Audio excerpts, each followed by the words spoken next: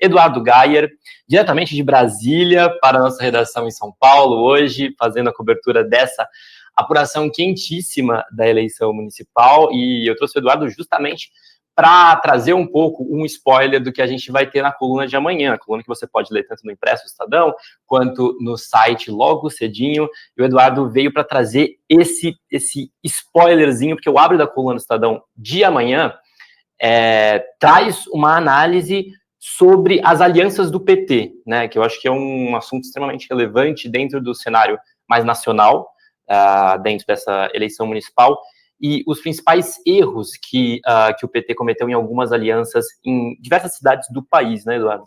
Pois é, João, boa noite para você, boa noite a todos que estão nos acompanhando.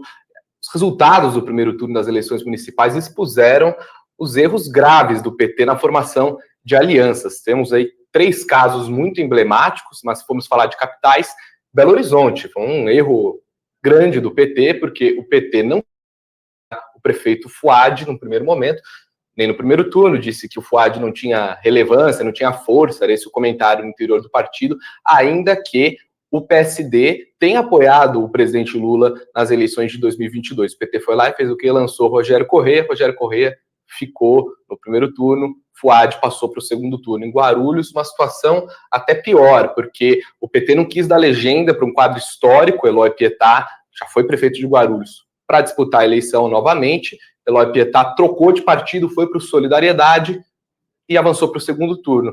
E o candidato Alencar Santana também amargou aí na primeira fase da campanha em Aracaju. Teve um caso semelhante, que o ministro Márcio Macedo, principal liderança do PT em Sergipe, queria o apoio a Luiz Roberto, que é o candidato do PDT, apoiado pelo governador, mas o PT foi lá e lançou a candidatura de Candice Carvalho, que é casada com o senador Rogério Carvalho, que também naufragou aí no primeiro turno. Então isso mostra a dificuldade do PT de dialogar com o momento da política, que fala menos à esquerda e mais ao centro, até a centro-direita em muitos casos. Então tudo isso ficou muito claro, essa falta de habilidade política do PT na hora de fazer as suas alianças, de costurar as alianças pelo país. O caso mais claro, pelo menos nas capitais, é Belo Horizonte. E, claro, apoio que chega tarde custa mais caro, né? Quem chega depois na aliança não vai sentar na janelinha. Então, o PT deve apoiar o Fouad nas próximas horas, é um movimento já muito esperado dentro do partido. Eu conversei há pouco com o ministro Alexandre Silveira, que é o ministro de Minas e Energia, ele é presidente do PSD em Minas, ele me disse, olha, nós esperamos o apoio do PT nas próximas horas, é um movimento muito natural e o Fouad vai representar esse campo democrático em Belo Horizonte contra o Bruno Engler do PL, que na visão desse grupo aí mais de centro-esquerda é um candidato extremista, ele tem apoio do ex-presidente Jair Bolsonaro, João. Apuração direto da fonte com Eduardo Gayer. Inclusive, a gente falava aqui um pouco antes de entrar fora do ar também da questão da aliança do PT em São Paulo. Né, a gente comentava de como a ex-prefeita Marta Suplicy entrou como vice na chapa de Boulos, mas não teve um impacto tão grande, especialmente na Zona Sul, né, que era ali o reduto eleitoral mais forte do PT nos tempos de Marta, e também na questão de como o presidente Lula vai ter que entrar forte nessa campanha no segundo turno, né, Eduardo? Pois é, o Boulos, ele depende muito do presidente Lula nesse momento, porque os votos de Marçal migram naturalmente para o Ricardo Nunes.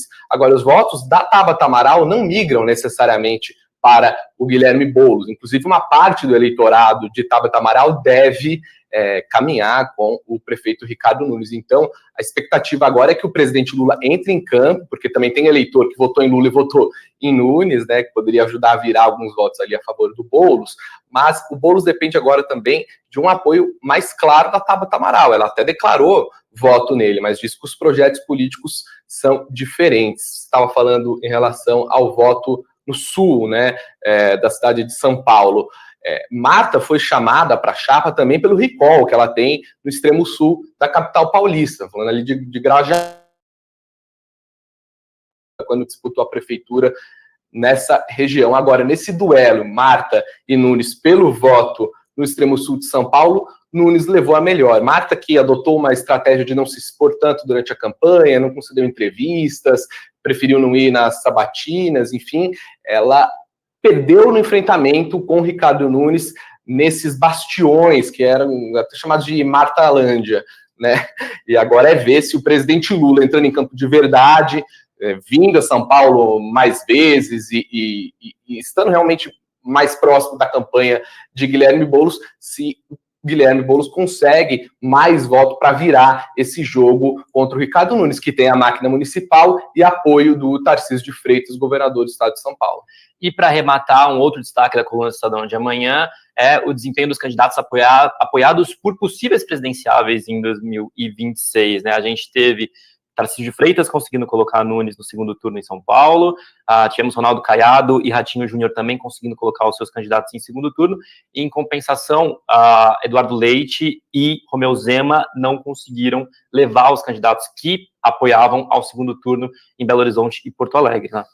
Pois é, se você for analisar dos 4 presidenciáveis, João, realmente o Romeu Zema é o que sai mais derrotado do ponto de vista político, porque até nós abrimos a coluna do Estadão de domingo com a seguinte análise: as eleições municipais, elas testam o poder dos presidenciáveis de direita, que devem assumir a polarização com o presidente Lula em 2026, um deles, é claro, como cabos eleitorais nessas eleições municipais, em que pese eles tenham lançado muitos candidatos no interior, é fato que as candidaturas nas capitais têm um peso político muito maior. Então, Romeu Zema, que foi reeleito em primeiro turno e venceu em Belo Horizonte nas eleições de 2022, ele não conseguiu levar o seu candidato, o Tramonte, nem para o segundo turno dessa campanha. Isso é claro que repercute na sua musculatura política, no seu respeito entre os pares, nas discussões para a formação de uma coalizão de centro-direita para disputar as eleições de 2026. O Tarcísio de Freitas, em São Paulo, conseguiu levar o Ricardo Nunes,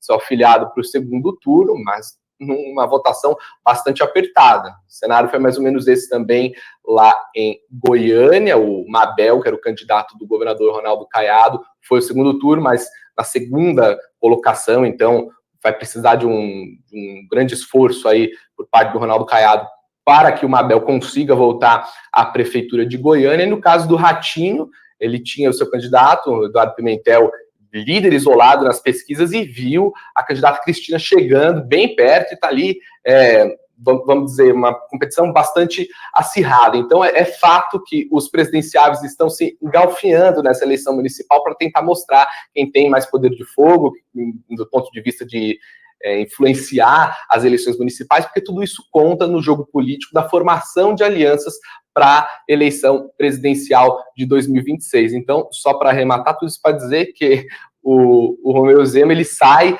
mais enfraquecido, pelo menos em Belo Horizonte. O seu candidato não chegou ao segundo turno, e as expectativas agora se voltam para o Tarcísio de Freitas, porque mesmo Bolsonaro não tendo mergulhado na campanha do Ricardo Nunes, com apoio da máquina e com apoio de Tarcísio, chegou ao segundo turno. E se Ricardo Nunes ganhar, os louros vão todos para Tarcísio, não para Bolsonaro. É isso aí, ótimas análises de Eduardo Gaia, repórter da coluna do Estadão, as eleições de 2024, já apontando um pouquinho do cenário que a gente pode ver em 2026 na disputa majoritária presidencial. Eduardo, obrigado pela sua participação, diretamente de Brasília, aqui em São Paulo, hoje com a gente. Eu que agradeço, João, todos os telespectadores aí do Estadão.